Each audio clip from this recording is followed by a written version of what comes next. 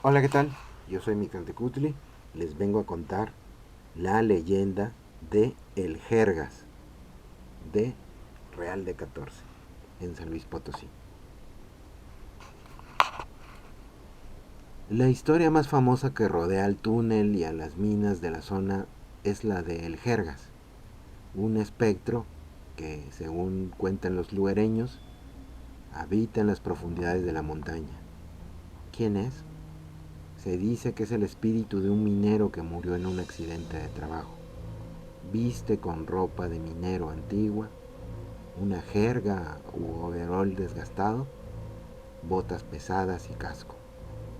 Su comportamiento, a diferencia de otros fantasmas, el jergas no siempre es malvado, pero sí muy travieso y engañoso. Se dice que se aparece a los mineros o trabajadores solitarios dentro del túnel o en las minas cuando se quedan rezagados. El engaño. El espectro les da instrucciones falsas o los guía hacia zonas profundas y peligrosas del cerro. Los trabajadores creen estar siguiendo a un compañero real, solo para darse cuenta minutos después de que están perdidos en un lugar donde no deberían estar. El lado bueno del espectro. Curiosamente, la leyenda cuenta que si logras mantener la calma después de ser extraviado por el jergas, podrías tener suerte. Se dice que a veces guía a las personas hacia vetas de plata ricas que aún no han sido explotadas, como una forma de compensación al susto.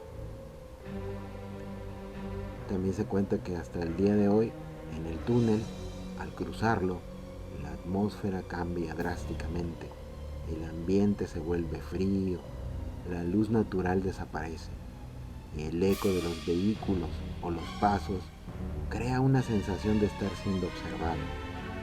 Muchos visitantes juran haber escuchado golpes de pico sobre la piedra o murmullos cuando el túnel está vacío. El Jergas es el fantasma más famoso de las minas. Se dice que es un minero que aparece vestido con su equipo de trabajo y pues que a veces engaña a otros mineros para perderlos. Y también se cuentan otras dos leyendas sobre el puente de los arrepentidos que cuentan que en ese lugar se escuchan lamentos por las noches. Se dice que eran los mineros o viajeros que al ver lo peligroso del camino hacia las minas más profundas se arrepentían de su oficio, pero ya no tenían forma de salir. Y el otro es el del fantasma de la casa de moneda. Dicen que en lo que hoy es el centro cultural aún se escuchan pasos y el sonido de monedas chocando, como si los antiguos trabajadores siguieran contando la plata de la época colonial. Es súper interesante la leyenda del Jergas. Yo les quiero contar algo breve que me sucedió que se me hizo muy interesante. Cuando fui al Panteón, fui a grabar, yo traía una cámara que me prestaron de 8 milímetros, de las de antes, tecnología del año 2000. Me acuerdo que siempre mi mamá cuando viajaba guardaba unas revistas sobre la que te regalan en el avión. Por lo regular siempre toca temas de diferentes lugares, casi todo tiene que ver con relación con los viajes. Y yo no estaba viendo las revistas, yo no estaba viendo el reportaje. Yo me acuerdo que siempre agarraba esas revistas para hacer como collage, para libretas o para diferentes tipos de cosas que yo estaba creando. Como tenían muy buenas fotografías, yo tenía un banco de imágenes físicas, entonces todas las revistas que existían del avión, yo las recortaba y guardaba las fotos que más me gustaban. Y recuerdo mucho que había una foto que por aquí la tengo guardada, tengo que encontrarla para mostrarles. Es una foto muy pequeña, pero me llamó mucho la atención. Me acuerdo que era una construcción con tintes romanos, parecía el paredón de un panteón, como así se decía, el frontón.